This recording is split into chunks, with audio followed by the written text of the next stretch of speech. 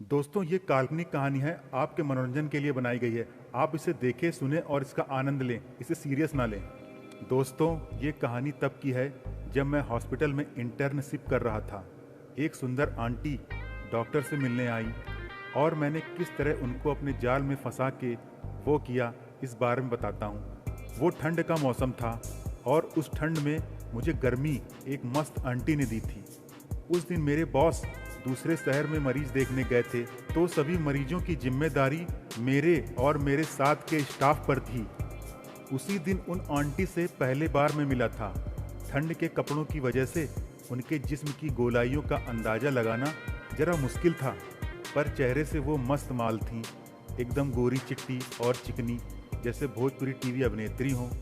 जब मैंने उनसे कहा कि अपनी बीमारी के बारे में बताइए, तो वो थोड़ा हिचकिचाईं और बोली कि आपको नहीं बता सकती, डॉक्टर साहब को बुलाइए आप। मैं बोला, डॉक्टर साहब बाहर गए हुए हैं, अगर आपको सिर्फ उनसे ही बात करनी है तो आप 2 दिन बाद आइएगा। आंटी बोली, मैं बहुत दूर से आई हूँ, कुछ हो नहीं सकता क्या? प्लीज़ आप हेल्प कर दें मेरी, मैं बहुत परेशान हूँ। मैं बोला, अगर आपको कोई प्रॉब्लम नहीं हो तो मैं आपकी परेशानी बॉस को कॉल पर बता देता हूँ, वो मुझे दवाई और इलाज बता देंगे, फिर मैं आपको दवाई दे दूंगा। फिर आंटी मेरी बात मान गईं। उन्होंने बताया कि उनकी जांघों पर इन्फेक्शन हो गया है, जिस वजह से वे परेशान हैं। मैं बोला, आप एक काम कीजिए, जिस जगह इन्फेक्शन हो गया है वहाँ रूम में जाकर आप वो फ़ोटो ले लीजिए, ताकि मैं बॉस को भेज सकूं और वो मुझे बता देंगे कि क्या करना है। आंटी को मेरा सुझाव अच्छा लगा। उन्होंने अंदर कमरे में जाकर फ़ोन से फ़ोटो निकाली और बाहर आ गई। फिर मैंने आंटी से उनका फ़ोन लिया और मैंने चालाकी से उनके व्हाट्सएप से फ़ोटो खुद को सेंड की और फिर बॉस को भेजी। 5 मिनट तक तो मैं उनकी गोरी गोरी और मोटी जांघ ही देखता रहा। मेरा ध्यान सिर्फ उन आंटी पर था, बाकी मरीजों को तो दूसरे के भरोसे डालकर मैं इधर उधर मन ही मौज ले रहा था। बॉस ने फ़ोटो देखी और मुझे डिलीट करने का मैसेज देकर और दवाई बताकर ऑफलाइन हो गए, मगर मैं फ़ोटो क्यों डिलीट करता? मैंने संभाल कर रख ली और आंटी को बोल दिया, मैंने अपना नंबर आपके फ़ोन में डाल दिया है, कुछ परेशानी हो तो आप कॉल कर लेना। आंटी हैरानी के साथ दवाई लेकर चली गईं। उस रात यही मैं सोचता रहा कि क्या चेहरा था आंटी का, एकदम मीठा रसगुल्ला।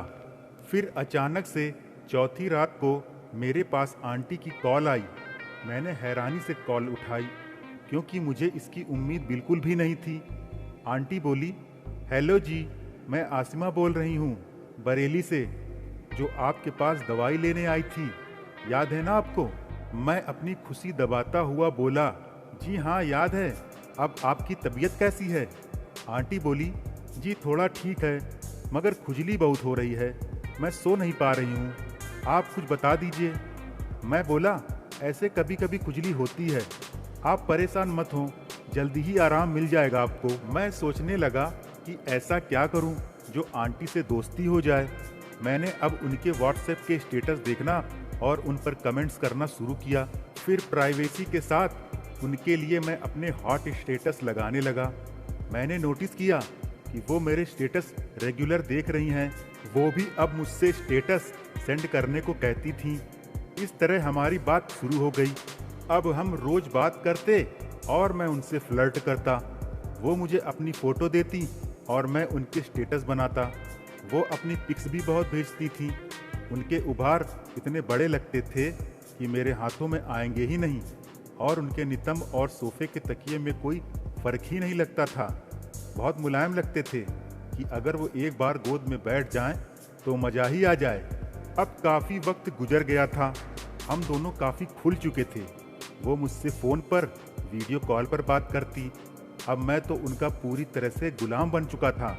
फिर वो दिन आया जब हम दोनों मिलने वाले थे। रात का वक्त था, बारिश का मौसम था, मैं हॉस्पिटल में था। मेरी ड्यूटी खत्म होने में आधा घंटा था और डॉक्टर साहब जा चुके थे। मौसम को देखकर स्टाफ भी मुझे फंसाकर जल्दी घर चला गया। तभी आंटी की कॉल आ गई।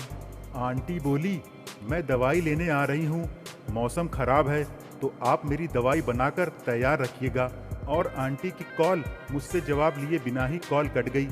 थोड़ी देर बाद आंटी आई और बोली, अरे यार डॉक्टर साहब चले गए क्या? मैं शैतानी से बोला, मैं तो हूँ ना, ये रही आपकी दवाई। तभी बहुत तेज बारिश होने लगी। मैंने पूछा, आप अकेली आई हो?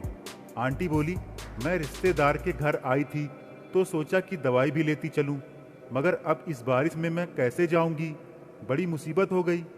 मैंने फौरन से उनका हाथ पकड़ा और करीब हो गया। आंटी हैरानी से मुझे देखने लगी, क्या कर रहे हो, कोई देख लेगा तो? मैं बोला, सारा स्टाफ जा चुका है, कोई नहीं है। और फिर आंटी मुस्कुराने लगी। फिर मैं उन्हें अपनी गोद में उठाकर अपने केबिन में ले गया और अपनी प्यास बुझाई। तो दोस्तों, ये एक काल्पनिक कहानी है जो आपके मनोरंजन के लिए बनाई गई है। आप इसे देखें, सुने और इसका आनंद लें और इसे सीरियस बिल्कुल मत लें। और अगर आपको ये कहानी कैसी लगी है